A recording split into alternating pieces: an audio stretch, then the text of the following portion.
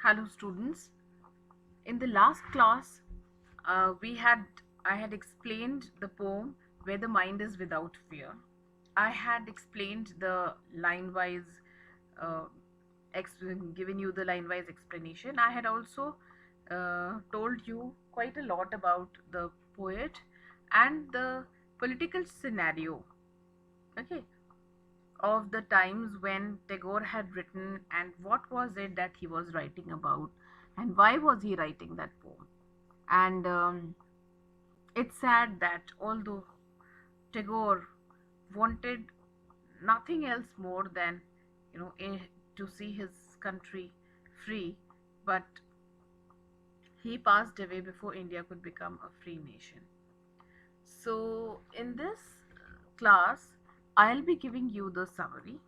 I'll be giving you the literary devices and the worksheet, that is the question answers based on the poem. Okay. So, first I'll give you the summary. A detailed analysis we have already done. Okay. You refer to the previous video where I have explained the poem in detail, and now we come to the summary. Okay, this is just a recap so that you remember what we have been studying.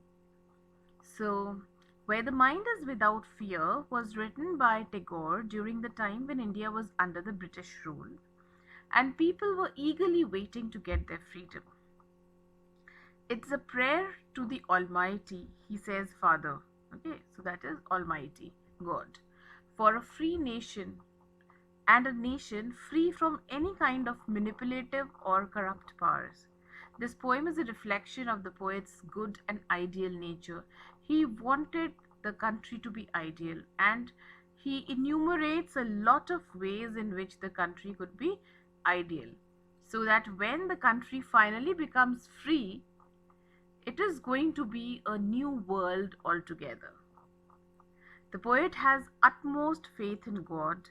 He prays to God with all his heart that he should guide the countrymen to work hard, speak the truth, be forward and logical in approach. Be forward means to be progressive, not be regressive. Rabindranath Tagore aspires. Aspires means he wants to see his country and people in peace and he wants them to prosper. He loves his country a lot and wishes for its welfare. Now, coming to the literary devices, what are the literary devices that the poet has used in the poem? See, literary devices give a layer of meaning and helps a reader enjoy the poem all the more. If you know the literary devices, you are able to enjoy the poetry, the poem all the more, and then everything cannot be written. So there are a lot of things which the poet hides, you know, and it is left to the reader to unravel that, to to open that parcel and see what all is there. So the first literary device here is alliteration. Alliteration is the repetition of the consonant sounds. Head is held high. Okay, so here it is alliteration because there is a repetition of the her sound. Another alliteration, another example of alliteration, dreary desert sand of dead habit. Here there is a repetition of the d sound. Then there is a metaphor. A metaphor is, indirect comparison where there is um, there is no use of as or like if you say he is a lion, you are making a direct comparison between um, a lion and the person. Okay, you want to say that uh, he is as brave or as courageous as a lion. And simile is where you compare with the help of the words as or like. So the held is head high. Physically speaking, Indians could hold their heads high, but this expression is used to show how Indians were considered lower humans than the British. Only the rulers could live dignified lives. So the head is held high. It means that the Indians could hold their heads high. He wants to be in a country, in a place where his countrymen could hold their heads high. So the head is actually a metaphor for Indians. By head, he means Indians. Where the world has not been broken up into fragments. Now see, in those days, India was not like not a federal country like it is today. Okay, where all the different states, they are part of one union. It wasn't like that. It was divided into small princely states who were constantly in a conflict with each other, and that is why he talks about the domestic walls, the narrow domestic walls. Okay, the narrow domestic walls are the walls of narrow minded thinking, caste system, languages, all these things, which divide us rather than, bringing us together. The clear stream of reason. The poet compares a logical mind to a clear stream. In both cases, clear water is good and muddy water is not desired. And therefore, if you are clear, if you are logical, that is a desirable thing to have. And a lot of confusions, dilemmas, that is something that you do not want to have. Okay, so the stream of reason should be clear. Now, personification. Personification is when inanimate objects or things or feelings are portrayed as having life or being like humans, being like persons. So there are examples, two examples here, where tireless striving stretches its arms towards perfection. So striving, does it have arms? No, it doesn't. It doesn't have arms. So it is given this quality of arms to make it comparable with a person. Okay, so when tireless striving stretches its arms towards perfection, the idea of striving has been given the shape of a human being who has arms and whose arms are stretching and trying very hard to reach perfection. Let my country awake. A country is not a living being, so the country cannot go to sleep. But he metaphorically, okay, he speaks of the country waking up, like a human wakes up from sleep. So here a country is compared to a human who is asleep.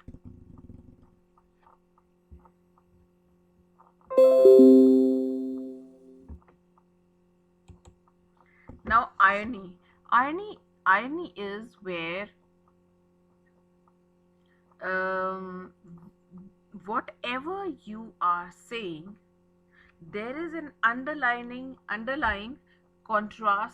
contrasting idea. So this poem is full of irony. How? When Tagore seeks a nation where the mind is without fear, that means right now the mind is not without fear, because Indians were constantly living under the fear of the Britishers who were the rulers. Similarly, knowledge is free. That means knowledge was not free. Everyone did not have access to education. Only the rich and the people of higher caste, they had access to education. So there are a lot of things that he talks about. Okay, like superstitions and all, that the clear stream of reason should not dry out in the dreary desert. That means right now it is happening. That means reason is not able to or logic is not able to exert its authority. People have given into superstitions. Now we come to the questions. Now see children, in the questions I have given you an extract. These are not exactly the book questions which you will be doing in your notebooks later on, but these are very important lines. See, all the entire poem will be explained here in the form of these questions which I have based on these lines. So if you can understand these lines and you can answer the questions based on the explanation and the summary that I have given you, you will be able to answer any question that you get. Okay, like um, this based on this extract is, whom is the poet speaking to? So we know what is he saying. Which narrow walls is the poet talking about? See, it's not difficult at all. We can answer all these questions. What does the speaker mean by where tireless striving stretches its arms towards perfection? What kind of freedom does the poet desire for his country? After reading this poem, what do you think about the state of the country at this moment in the poet's eyes? Read the extract given below and answer the questions that follow. Where the clear stream of reason has not lost its way into the dreary desert of dead habit, where the mind is led forward by thee into ever widening thought and action, into that heaven of freedom, my father, let my country awake. So, again, the questions based on this part: name the poem and the poet. What does dead habit refer to? What do the above lines say? That means you have to give a gist of these lines. Why are habits compared to desert sand? Why? Because it dries up water. Do you agree with the poet that our minds should be fearless and free? So you have to give. You have to give your answers. Okay. Then why does the poet want freedom for his country? The poet wants freedom for his country because he is a lover of freedom, liberty, okay, and that is why he says that the country should be free. Okay, so this is the explanation. Once again, I've explained in short, and I have also given you the literary devices and the questions. And students, I will be giving you the answers as well. See, these answers are there, so you will have the detailed summary also. But what I would want you to do is, first do it on your own, attempt the answers on your own, and then you go through the answers that I have given you, so that you can gauge your understanding of the poem, and you can pinpoint where you haven't understood. So this is it for today, and there is one link that I have shared over here, and this is something very important. I want you to pay attention to this. You have to watch this video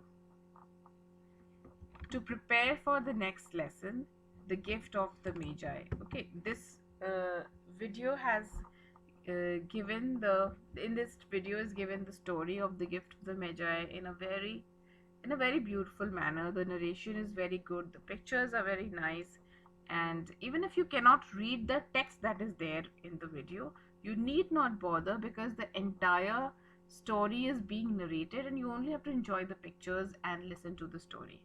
So once you have gone through this video, before we meet, for the next class, you will be prepared with the story. You will have the gist of the story, and then we will discuss the characters, the situations, the theme of the story, and of course the plot in short. So with this, we come to the end of this class. Hope you have understood the poem, and all the best for the next